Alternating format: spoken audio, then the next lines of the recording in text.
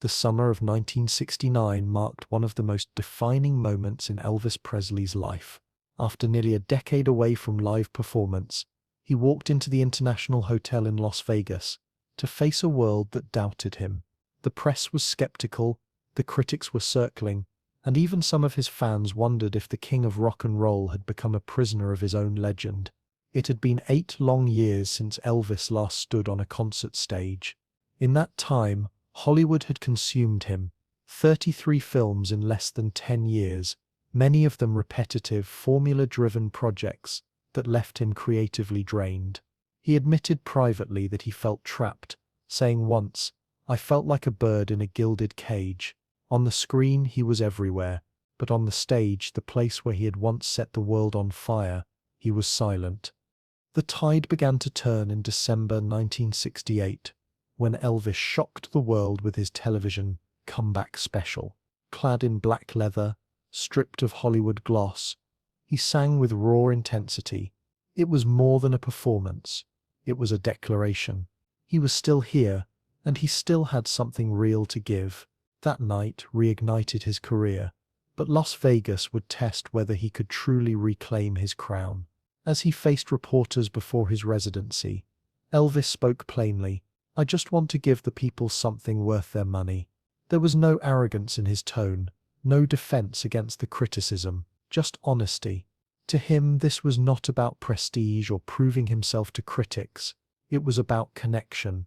He understood that audiences came not just for entertainment, but for something deeper, for escape, for joy, for healing.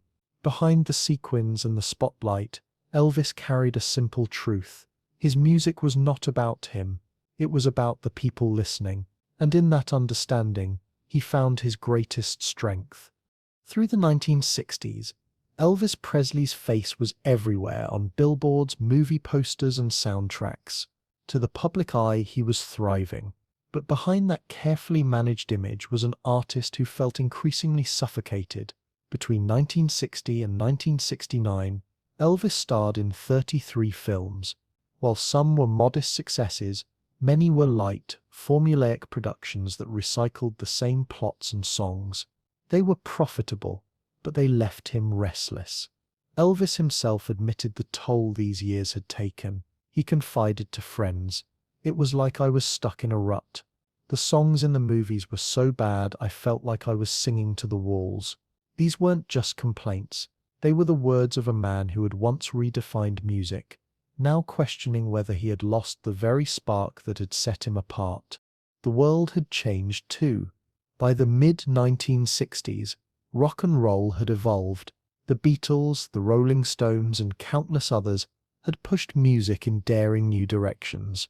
Elvis, meanwhile, was tied to Hollywood contracts that kept him away from the live stage. For a performer whose power had always been in the immediacy of his voice and presence, this exile was devastating. Yet beneath the frustration, a longing remained. Elvis never stopped hungering for authentic connection. He wanted to feel an audience again, not as a movie star but as a singer who could stand before people and pour his heart into every note. That longing set the stage for the moment that would change everything. The 1968 television comeback special. When Elvis stepped onto that set, dressed in black leather, guitar in hand, he wasn't playing a role written by Hollywood. He was himself, raw, vulnerable, and alive. The performance electrified audiences and critics alike. Songs like "If I Can Dream" carried a weight and conviction that reminded the world why he had once been called revolutionary. In that moment, he wasn't just entertaining. He was reaching into the collective soul of a nation struggling with turmoil and change. The success of the special reignited his confidence, but it also clarified something for him. He couldn't go back to being a product. He needed to sing live again.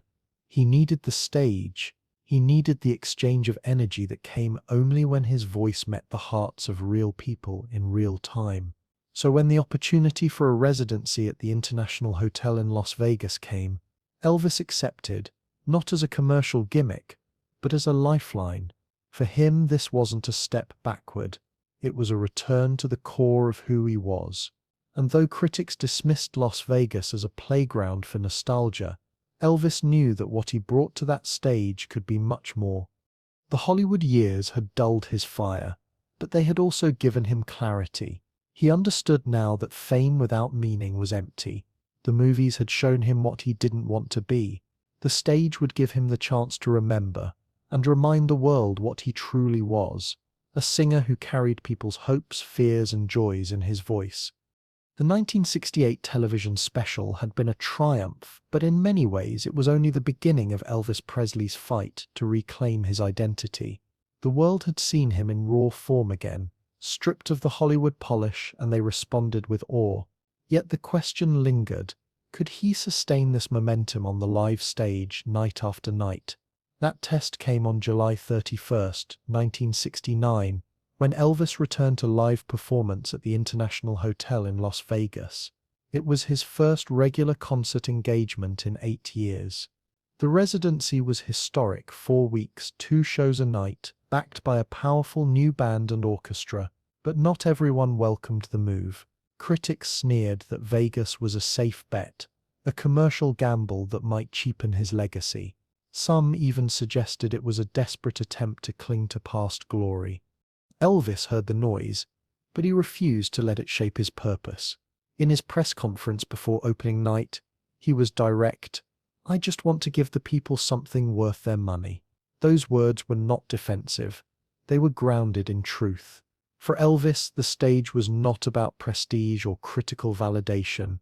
It was about the people in front of him, the ones who had worked all week, saved their wages, and come to escape the burdens of life, if only for a night. He understood something many critics didn't: that music could be more than art for art's sake. It could be medicine. Elvis had lived enough of his own struggles, loneliness, loss, and the crushing pressure of fame, to know what it meant to carry unseen burdens. When he walked onto the stage, he wasn't trying to impress the industry. He was trying to lift the weight from people's hearts, even if only for a song or two. Night after night in Las Vegas, he delivered. Backed by James Burton's sharp guitar, the Sweet Inspirations' harmonies, and a rhythm section that pulsed with intensity, Elvis unleashed performances that critics later admitted were some of the most powerful of his career. He sweated through jumpsuits, dropped to his knees in passion, and poured himself into songs like Suspicious Minds and In the Ghetto. The audiences weren't just entertained, they were moved. Still, tension remained.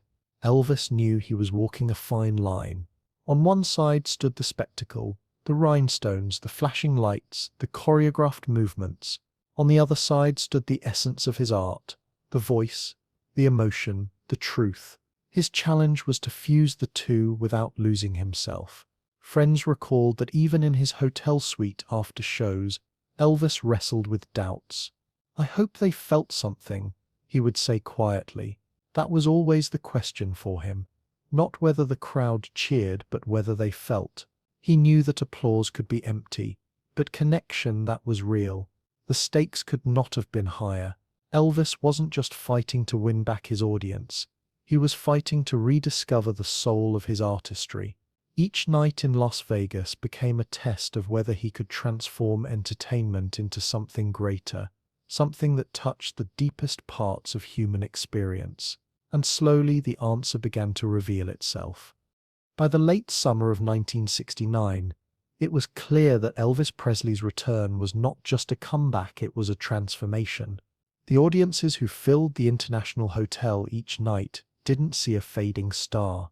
They saw a man reborn on stage, pouring every ounce of himself into his music. The press, once skeptical, began to shift. Reviewers who had braced for spectacle found themselves writing about power, conviction, and authenticity. Elvis was proving that he was not only relevant, he was essential. But the real turning point wasn't in the critics' columns. It was in Elvis himself. Night after night, as he stepped under the hot stage lights, he rediscovered the truth that had first carried him out of Tupelo and onto the world stage. Music wasn't about fame, it was about connection. He explained this in interviews with a simplicity that carried great weight. "When I sing," he said, I want people to forget their problems. I want them to have a good time. That's what I work for." Those words may have sounded modest, but they revealed a profound philosophy. For Elvis, the stage wasn't a platform to prove superiority. It was a bridge to remind people that joy, hope, and healing were still possible. Songs like In the Ghetto showed that his voice could carry social weight. Others, like Can't Help Falling in Love and Suspicious Minds, reminded audiences of the emotional depth he could reach. And when he poured himself into gospel music, his lifelong passion, he showed another side entirely. A man singing not for applause but for the soul. The climax of this period came during one of his Vegas performances, when, drenched in sweat and visibly exhausted, Elvis fell to his knees mid-song. For a moment it was unclear whether he could continue, but then he lifted his head, voice rising stronger than before, and the audience erupted. That moment captured everything he believed about music, that even in exhaustion, even in weakness, there was strength in giving yourself fully. Friends noticed a shift in him as well. He spoke more often about purpose than about fame. He told one close confidant, "I'm not trying to be important. I just want to make people happy. That's all I ever wanted." For a man once weighed down by Hollywood's machine, this realization was liberating. The turning point, then, was not just external success, but internal clarity. Elvis had faced the possibility of irrelevance and answered it with authenticity. He had stood at the crossroads of spectacle and sincerity and chosen the path of truth. His art was no longer about chasing charts or critics' approval. It was about healing the audience's and, in many ways, his own. When the curtains finally closed on Elvis Presley's first Las Vegas residency in 1969, the numbers spoke for themselves: sold-out shows, record-breaking attendance, and headlines that declared his return a triumph. But for Elvis, the deeper victory was not in the box office receipts or glowing reviews. It was in the way he felt when he walked off that stage. For the first time in years, he knew he was living his calling again. Those nights in Las Vegas gave him more than a career revival. They gave him clarity. Elvis realized that his true legacy would not be written in contracts or movie posters, but in the way his music touched lives. He told one interviewer, "I sing for the people. I never sing for myself." It was a simple statement, but it revealed the shift that defined the rest of his career. This understanding shaped the way he approached his audience. After shows, Elvis often lingered to connect with fans, shaking hands, signing autographs, even offering a smile or a word of encouragement. For him, those moments mattered as much as the performance itself. He knew the power of being seen, of making someone feel that their presence mattered. "What good is all this," he once said, while reflecting at Graceland, "if you can't make somebody's day a little easier?" The music he chose reflected this purpose as well. Songs like Bridge Over Troubled Water and You'll Never Walk Alone became staples of his shows, not because they showcased technical brilliance, but because they carried comfort and hope. His gospel sets, performed with reverence and fire, often moved audiences to tears. In those moments, Elvis was not simply entertaining. He was ministering through song, giving his listeners something they could carry long after the show ended. For critics who once dismissed Las Vegas as commercial fluff, the transformation was undeniable. What they saw in 1969 as a gamble soon became a model for residency performances that countless artists would follow. But no one else could replicate the heart Elvis brought to the stage. His shows were not just concerts. They were communal experiences, uniting strangers through shared emotion. Critics who had sharpened their pens to write about decline instead found themselves writing about resurgence. Reviewers who had braced for parody described energy, conviction, and a presence that was almost spiritual. The man they had thought was a relic had instead revealed himself as a vessel of connection. And yet, perhaps the most important aftermath was internal. The doubts that haunted Elvis through the Hollywood years never disappeared entirely. He remained in many ways a man torn between the demands of fame and the needs of his soul. But through live performance, he found a way to reconcile those tensions. The stage became his sanctuary. the place where he could pour out his fears, his hopes, and his heart, and in doing so, help others carry theirs. In the years that followed, Elvis would break attendance records, inspire new generations of musicians, and deepen his relationship with fans around the world. But the core of it all remained what he discovered in 1969, that his greatest gift was not his fame, not his image, but his ability to give people hope through song. That was his true legacy. Elvis Presley's return to the stage in 1969 was more than a career milestone. It was a spiritual homecoming. For years, Hollywood had dulled his fire, leaving him questioning whether his voice still carried meaning. But on that Las Vegas stage, under the heat of the lights and in the presence of thousands, he rediscovered the truth he had known since the beginning. Music was not about him. It was about the people. He often said, "When I sing, I want people to forget their problems." That was the heart of his philosophy. To Elvis, a song was not just melody and words, it was medicine.